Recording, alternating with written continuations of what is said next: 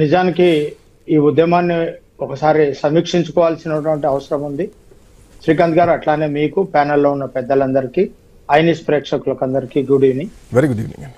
అసలు ఈ ఉద్యమం ఎందుకు మొదలైంది, ఎందుకు వీళ్ళందరూ అంటే ఉన్నత చదువులు చదువుకున్నటువంటి విద్యార్థులు, ప్రధానంగా విద్యార్థులు ఎందుకు అజ్ఞాతంలోకి వెళ్లాల్సి వచ్చింది, ఎందుకు వీళ్ళు ఇంతకాలం సుదీర్ఘ కాలంగా దాదాపు ఒక 60 సంవత్సరాలుగా ఈ పోరాటం నడుస్తా ఉంది.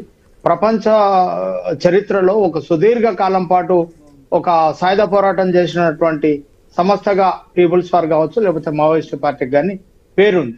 అయితే 1960 దశకంలో 68లో మొదలైనటువంటి ఉద్యమం కేవలం నెల 2 నెలలనే అప్పటి ఆ పార్టీ కేంద్ర కమిటీ కార్యదర్శి చారు మజుందార్ని కాల్చి చంపడంతో ఎన్కౌంటర్ లో, ఆ తర్వాత ఈ నక్సలైట్ ఉద్యమం మీకు అయిపోయింది, చారుబాబు, సరోజ్ దత్ వాళ్ళతో అయిపోయింది ఇంకా అని చెప్పేసి ప్రకటించారు.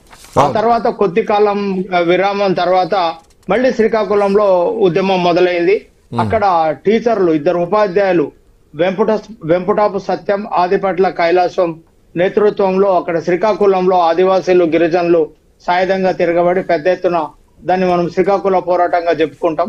వాళ్ళిద్దరిని చంపేసిన తర్వాత అప్పటి హోంశాఖ మంత్రి జల్గ వెంగళరావు అప్పటి ప్రధాన పత్రికల్లో ఆయన ప్రకటన చేశారు, ఇంతటితో నక్సలైట్ ఉద్యమం పరిసమాప్తం అని ప్రకటించేశారు. ఆ తర్వాత మరికొంత కాలానికి ఉత్తర తెలంగాణ తర్వాత నల్లమల్ల తర్వాత ఆంధ్ర ఒరిస్సా బార్డర్, ఆ తర్వాత దండకారణ్యం, తర్వాత ఇప్పుడు ఈశాన్య రాష్ట్రాల్లో కొంత విస్తరించి ఉన్నది, అట్లానే ఒరిస్సాలో కొంత విస్తరించి ఉన్నది, అస్సాం దాకా, పశ్చిమ బెంగాల్లో కొంత విస్తరించి ఉన్నది. ఇదంతా అంటే నేపాల్ దాకా రెడ్ కారిడార్ పేరుతో వీళ్ళైతే చెప్తారో, బీహార్ లో కొంత, జార్ఖండ్ లో కొంత, ఇట్లా రకరకాలుగా రూపాల్లో అంటే మొత్తం అంటే తెలంగాణ నుంచి పోయినటువంటి నాయకత్వంతో పాటు దీన్ని మిగిలినటువంటి పార్టీ యూనిట్, అప్పటి పీపుల్స్ వార్ రెండూ కలిసి సిపిఐ మావోయిస్ట్ గా అవతరించినాయి. అసలు దీని నేపథ్యం ఏంది, ఎందుకు ఈ రీజనల్ ఇంజనీరింగ్ కాలేజీలో చదువుకున్నటువంటి విద్యార్థులు, జమ్మికుంటలో చదువుకున్నటువంటి విద్యార్థులు, వరంగల్ విద్యార్థులు, ఉస్మానియా యూనివర్సిటీ విద్యార్థులు, అలాగే గద్వాలలో చదువుకున్నటువంటి విద్యార్థులు ఈ ఉద్యమం వైపు ఎందుకు ఆకర్షితులయ్యారు, ఎందుకు తుపాకులు పట్టుకొని కుటుంబాలను వదిలేసుకొని దాదాపు 45 ఏళ్ల పాటు అజ్ఞాతంలో ఇంకా కొనసాగుతున్నారు. ఉపాధ్యాయుడిగా పనిచేసినటువంటి గణపతి ఎందుకు తుపాకీ పట్టుకొని ఉద్యోగాన్ని వదిలేసుకొని వెళ్ళిపోయాడు. ఇదంతా మనం డెఫినెట్ గా మాట్లాడుకోవాల్సినటువంటి అవసరం ఉంది. జగిత్యాల జైత్రయాత్ర తర్వాత గణపతి అజ్ఞాతంలోకి వెళ్ళిపోయాడు. తెలంగాణ అంతా దొరలు, వెట్టి చాకిరి, అడ్డరానితనం, అట్లా గడుల పాలన, ప్రజలకు ఉన్నటువంటి కనీసమైనటువంటి హక్కులు లేనటువంటి పరిస్థితుల్లో, ఒక వెట్టి చాకిరి రాజ్యం వెళ్తున్నటువంటి పరిస్థితుల్లో, దళితుల్ని మనుషులుగా చూడనటువంటి పరిస్థితుల్లో వాళ్ళ తరపున మాట్లాడేందుకు ఒక ప్రత్యామ్నాయ వ్యవస్థగా ఈ నక్సలైట్ ఉద్యమం తెలంగాణ రాష్ట్రంలో, మరి ముఖ్యంగా ఉత్తర తెలంగాణలో మొదలైంది. ఆ దొరలను అగ్గినీళ్లు బంద్ పెట్టి దొరలకు వ్యతిరేకంగా పోరాటం జరిగినటువంటి జగిత్యాల జైత్రయాత్ర, ఆ తర్వాత వరంగల్లో 91లో జరిగినటువంటి దాదాపు 10-15 లక్షల మందితోటి జరిగిన రైతు కూలీ మహాసభలు విస్తృతంగా ప్రజలు ఇప్పుడు ఒక ఆల్టర్నేటివ్ గా వీళ్ళు ప్రజల్లోకి వెళ్లి ఒక ప్రత్యామ్నాయం కల్పిస్తాం, ఇన్స్టంట్ గా ప్రజలకు న్యాయం కల్పిస్తామని అప్పట్లో ప్రజాకోర్టులు ఏర్పాటు చేయడం, భూములు పంచాలనడం, ఒక దశలో ప్రభుత్వంతో చర్చలకు రావడం, ఆ చర్చలు కూడా విఫలమైన తర్వాత వాళ్ళు ఈ తెలంగాణ అట్లానే మిగతా ప్లేస్ వీళ్ళకు సేఫ్ కాదని దండకారణ్యంలోనే అబూజుమడ్ల అనేటువంటి దట్టమైనటువంటి అడవులకు విస్తరించింది.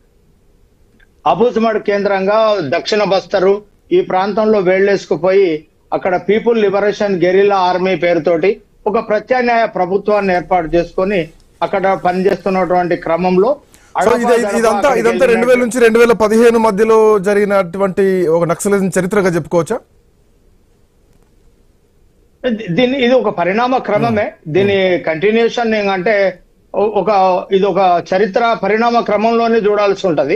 ఆ తర్వాత ఆ దండకారణ్యంలో జనతాల సర్కార్ గా వాళ్ళు ప్రకటించుకొని అక్కడ ప్రజలకు ఒక ప్రత్యామ్నాయ ప్రభుత్వాన్ని ఏర్పాటు చేసి, ఆదివాసీలకు అక్కడ వాళ్ళు స్కూల్స్ ఏర్పాటు చేసి, అట్లానే హాస్పిటల్స్ ఏర్పాటు చేసినప్పుడు దాన్ని నిర్మూలించాలని చెప్పేసి కాంగ్రెస్ గతంలో కాంగ్రెస్ ప్రభుత్వం ఆపరేషన్ గ్రీన్ హంట్ పేరుతోటి, ఆపరేషన్ సమాధాన్ పేరుతోటి తర్వాత వచ్చినటువంటి ప్రభుత్వాలు చివరిగా యుద్ధం అనేటువంటి కగార్, ఆపరేషన్ కగార్ అనే పేరుతోటి విపరీతమైనటువంటి దాడులు, వందల వేల మంది, లక్షల్లో అక్కడ పారామిలిటరీ బలగాలు అట్లానే అర్ధ సైనిక బలగాలు చుట్టుముట్టి ఒక దేశము ఇంకో దేశం మధ్యన యుద్ధం జరుగుతున్నటువంటి పరిస్థితులు అక్కడ ఉన్నాయి. కర్రెగుట్టల మీద దాడులు జరిగినప్పుడు హెలికాప్టర్ ద్వారా అంటే ఎయిర్ బాంబింగ్, పెద్ద పెద్ద దీంట్లో ఇంకా కొన్ని ప్రశ్నలు కూడా కనిపిస్తున్నాయి. ఎందుకంటే గతంలో 2014లో భారతీయ జనతా పార్టీ ప్రభుత్వం ఏర్పడినటువంటి టైంలో అప్పుడు హోంమంత్రిగా రాజ్నాథ్ సింగ్ ఉన్నారు. అప్పుడే చర్చలు జరిగినాయి, అప్పుడే కీలకమైనటువంటి అధికారులను రిక్రూట్ చేయడం జరిగింది.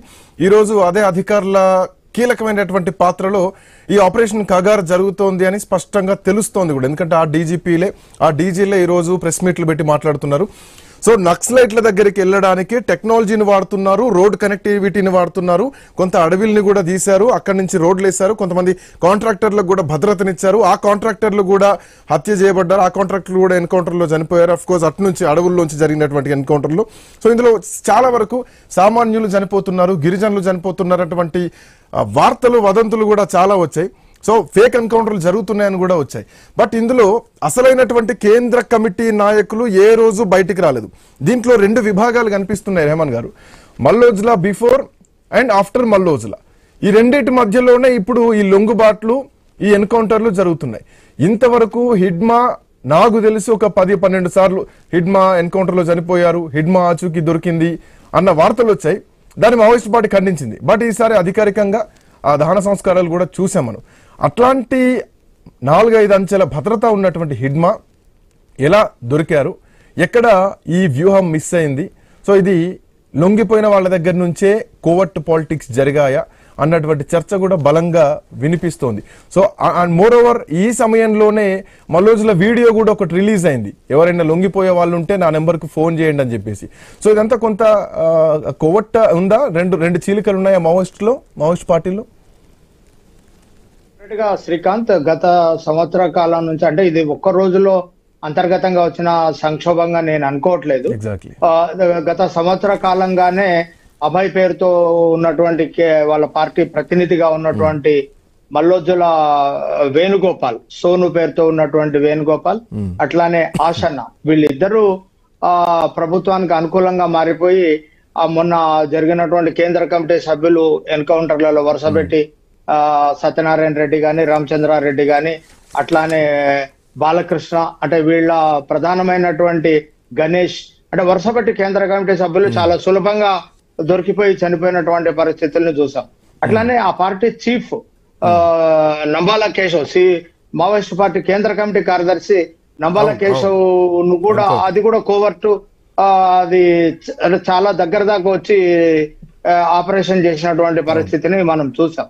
అంటే విషయం ఏంటంటే, దాదాపుగా ఒక దేశంలో ఉన్నటువంటి పౌరులు ఒక సాయుధ తిరుగుబాటు చేసినప్పుడు, అంటే ఇది వాళ్ళు అవునన్నా కాదన్నా ఈ దేశం బిడ్డలు, ఈ దేశ సంపద, మేధావి వర్గం, వాళ్ళు ఒక సైద్ధాంతిక పునాదులు ఉన్నాయి దానికి. మార్క్సిజం, లెనినిజం, మావో ఆలోచన విధానం అనేటువంటి ఒక సైద్ధాంతిక పునాదుల మీద నుంచి వచ్చినటువంటి యుద్ధం, ఒక తిరుగుబాటు అది. ఆ తిరుగుబాటు